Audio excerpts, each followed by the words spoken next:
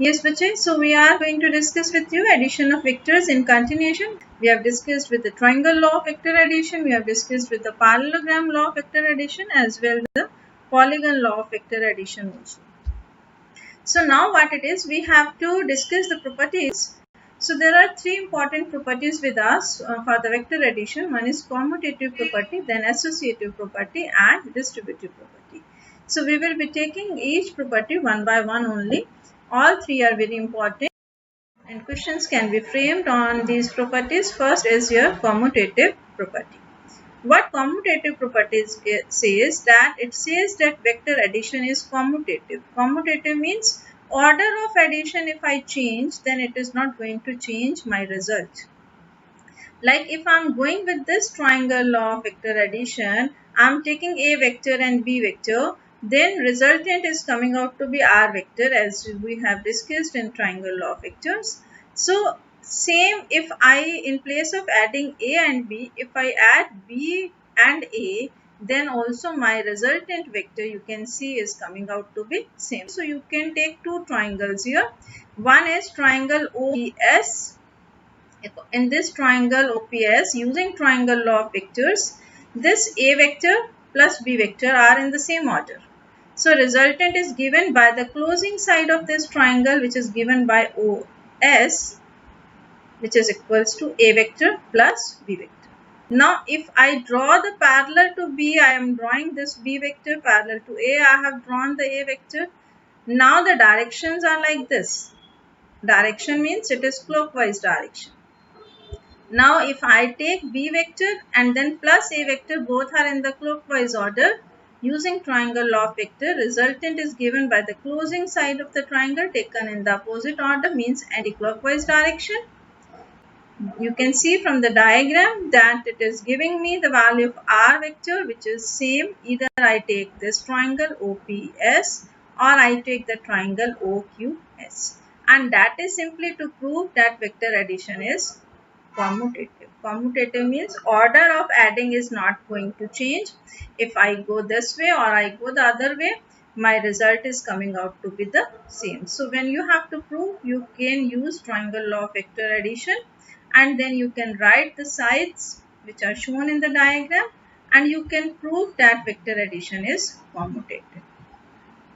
Simply meaning is that the order of addition is not changing their resultant. If I am adding two vectors, either I add A and B or I add B and A, my resultant is coming out to be same. Moving to the next property, that is vector addition is associative, that we call it as the associative property. Now what it says, that if I have three vectors, like I am having A vector, B vector and C vector.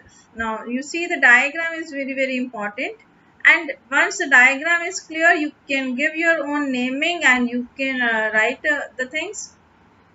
Now if you want to give it the naming, you can give it. If I am naming it as O, P, Q, S,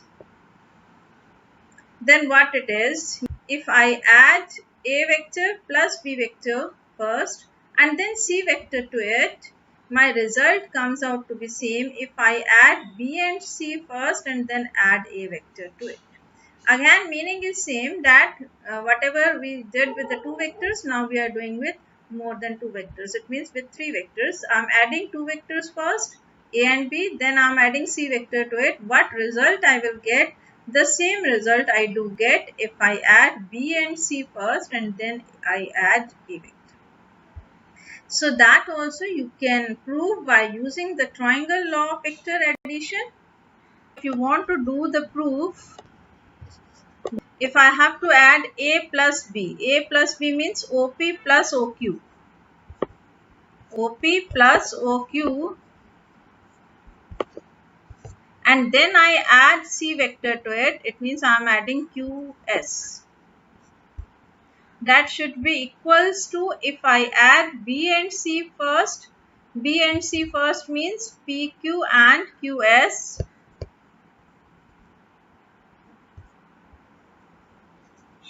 and then I add a vector to it. A vector means here's OP. B vector is PQ. So this you have to prove by using triangle law. So from the diagram itself, the thing is clear that if I am taking A vector, this OP plus PQ B vector, then the resultant of these two will be OQ. You can see from the diagram, resultant of this will be equals to OQ. OQ is what? A plus B. Now if I take, this is of course using polygon law of vectors. So this is line A plus B, your OQ. And now if I add C vector to it, C vector means QS. I am adding OQ plus QS, I am getting the resultant is OS. OS is what? A plus B plus C.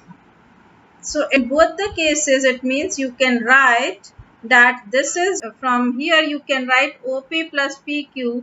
That means your OQ plus QS, it comes out to be, if I am adding B plus C first, then I am getting OP plus PS. And in both the cases, it is coming out to be equals to OS. This OS is coming out to be the resultant. Even if I am adding here B and C first. B and C first means PQ plus QS I am adding first. Then these are two sides of a triangle. Closing side will be PS. So this PS is to be added to this OP. Both are in the same order. OP plus PS, they are in the same order. And the resultant is given by OS.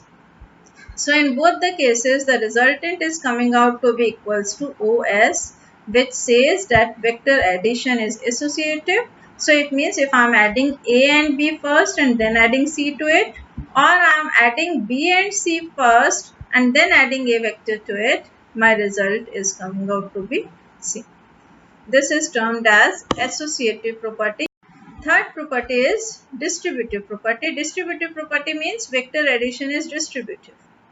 Over scalar multiplication, we are saying that if I multiply with some scalar number, so I have taken, let lambda is a scalar quantity, then if I am having lambda is getting multiplied with A vector plus B vector, then it is coming out to be same as lambda times A vector plus lambda times B vector. So that also you can prove with the help of the graphical method, like we have done the commutative and associative property. So I am taking A vector and B vector. Now what I am doing is I am multiplying this length. Like here I have taken this as 3 centimeter. Then I am taking here as 6 centimeter. So I am taking twice of A vector. But the direction I am moving parallel to it only. Similarly B vector, if I have taken 2 centimeter, here I have taken 4 centimeter. And the direction is same but magnitude is doubled. Lambda times. Here lambda I am taking 2. Any number I can take as the lambda. I have taken here 2 for simplicity. So you have to multiply this magnitude with 2, whatever you have taken. And if you complete the parallelogram law of vector, you can find the resultant of this. That comes out to be twice of A plus B vector. Or which is equals to, if I find the values here, for A plus B, you can measure this magnitude will come twice, but here this is the resultant for 2A and 2B vectors. So this you have to verify with the help of the scale. You can measure the things and hence you can verify that twice of A plus B, it is coming out to be twice of A vector plus twice of B vector. So this is what is distributive property over scalar multiplication. We are saying that if vector addition is multiplied with a scalar quantity, that is to be distributed in other vector quantities in the same amount, it will go. This is your distributive property. So you can write it and you will simply say that you can measure the values and you can mention the things that it is getting the same result which otherwise I will get by taking the resultant of A and B vector, and here if I measure the resultant of twice of A and B, it is coming 2 times the resultant of A plus B vector, which is here the resultant of 2A vector plus 2B vector. So this is about the 3 properties of addition. Now I am going to discuss few examples on the addition of vectors. 2 very important examples are there which are mostly asked in your exams. Like one is flying of a bird and second is working of a sling. So taking one by one, flying of bird I am taking first. Flying of bird is of course the example of composition of vectors. You can be asked with the question that prove that flying of bird is an example of composition of vectors, or they may ask you the question that explain the flight of a bird in terms of addition of vectors. So you have to understand, of course you need not draw the bird. This is, you have to draw these vectors which are shown here in the diagram, that if a bird is using its wings to send the air, then as a reaction I am getting these vectors OA and OB vectors are coming in the opposite direction but along the same line. Using Newton's third law, that is your previous knowledge, to every action there is equal and opposite reaction. So I am getting OA vector and OB vector, and as a result the bird moves along the C direction, which is the resultant of OA and OB. This is OA. Wherever you are going to end the vector, you have to put the vector sign over there. This you have to take care. Because if I am putting here, this is simply showing the direction of the wind which is coming by the wings of the bird, and this is my vector which is coming as a result, and I am joining here at this point, so that is showing the magnitude of the vector. And as a result, when the bird is giving its wings like this backward, but his bird is able to move in the forward direction, that you have to understand that how it is happening, and you should be able to explain the flight of the bird. So the resultant vector OC is the direction in which the bird is moving. That you should be able to explain by simply drawing the directions of OA and OB. Similarly, next example, for working of a sling, you all have seen the sling, rather you have played with it in your early childhood. That is simply a Y-shaped wooden frame is there, and along with this you attach rubber strings, and here is a thicker part where you can put the stone, or sometimes you have played with your friends by throwing the paper balls on your friends. So you can use the sling for throwing any object which you want to throw. So this is simply a Y-shaped frame. So what you do when you pull these threads, so this is a diagram, you have to draw this diagram. Not this diagram is not required of course, because this is just to make you the clarity of the sling, that what is sling. Now what you are doing is, when you are pulling these rubber strips in the backward direction, again using Newton's third law, you are getting the reaction in this direction, direction of OA and OB. But your paper ball or the stone, it goes in the direction of OC, which is the resultant of OA and OB vectors. So this can be explained on the basis of parallelogram law of vector addition. Again, it means you are able to explain the working of a sling using the vector addition or composition of vectors. So these are the examples. Of course, you can find more examples, but most of the times these two are generally asked. So I have taken up these two examples with you for the vector addition. You all should be aware of these examples in your mind, and you should be able to explain that why it is moving along OC, why not along OA or OB, because this is the combined effect of both these vectors OA and OB. So both these examples are similar examples. Taking few questions with you so as to make the concept of addition of vectors more clear in your mind. first question with your reads, you have to calculate the angle between a 20 Newton force and a 30 Newton force so that the resultant is 40 Newton. You have to find the angle. So when the resultant is given and you know the formula for the magnitude of the resultant vector, you can write the formula for this resultant vector, which is coming out to be square root of a square plus b square plus 2ab cos theta, or you can write it in terms of p and q, p square plus q square plus 2pq cos theta. Because in the question they have given you the r vector, a and b vector are given, two vectors are given whose resultant is also given.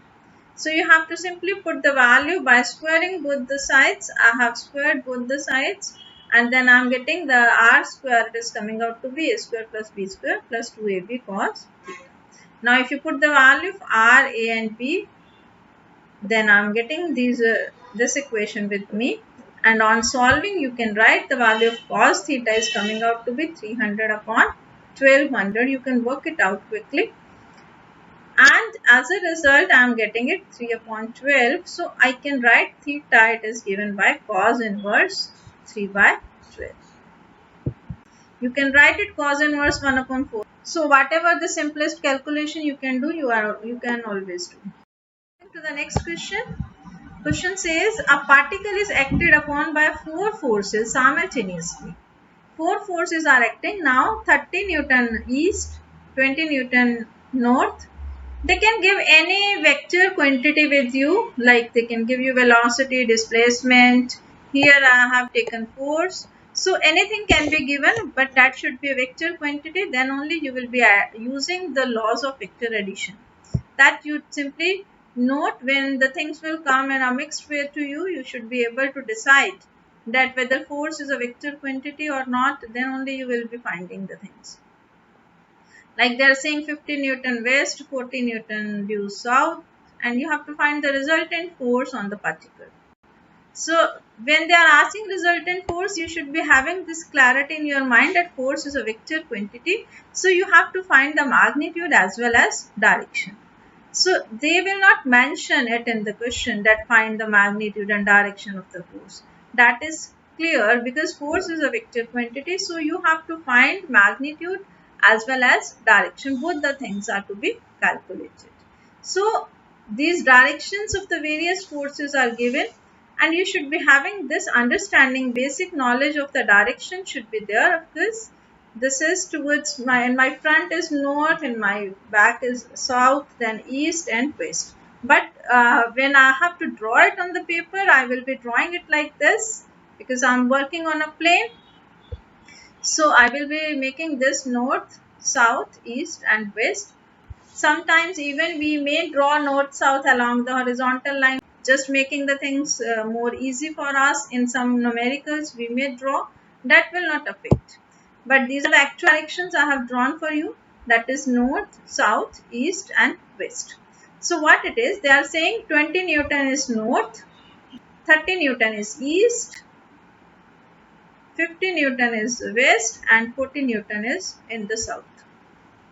So what you have to see, you have to observe these directions. Now these are acting along the same line. So these are the collinear vectors. The vectors which are acting along north, south, they are collinear vectors. Similarly in this direction, east, west, of course anti-parallel vectors they are, but they are collinear vectors. So you can find the resultant of these collinear vectors, and like the special case we have done for the parallelogram law of vectors. So angle is 180 degree. So angle is 180 degree. It means for north-south direction, along the south direction, this is greater and this 20 Newton is less. So the resultant will be along the greatest vector.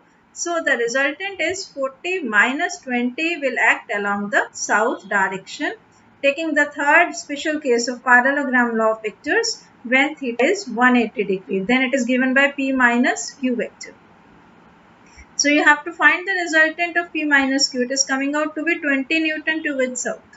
Similarly, here if you see along the east-west direction, then this vector is greater. 50 Newton is greater than 30 Newton.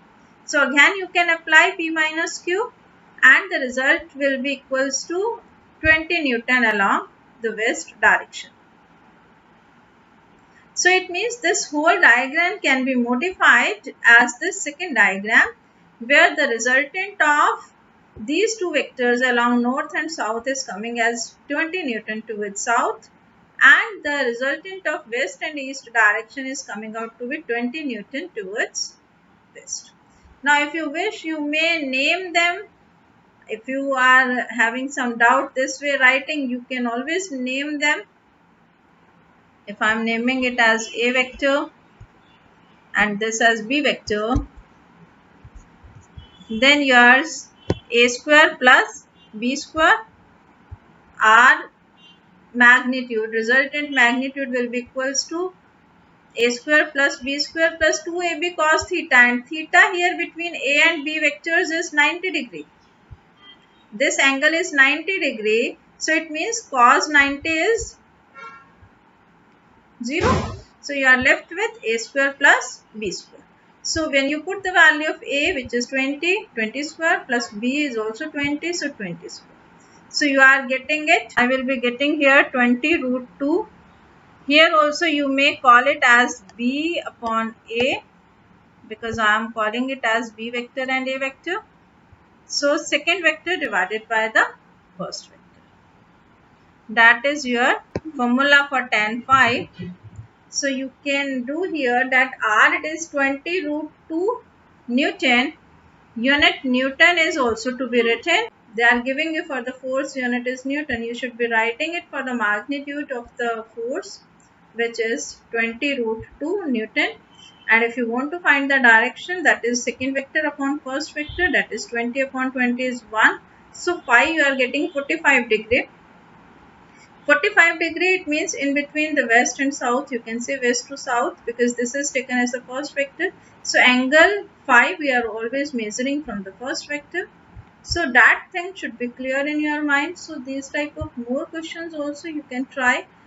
That says rain is falling vertically with a speed 35 meter per second. Rain is falling vertically. This is the direction of the rain. Wind starts blowing after some time with a speed of 12 meter per second in east to west direction. So these are the directions known to you, north, south, east and west, and now the wind is blowing from east to west direction. So this is the direction of the wind. So in which direction should a boy waiting at the bus stop hold his umbrella? So he should hold his umbrella where the direction of the resultant vector is there.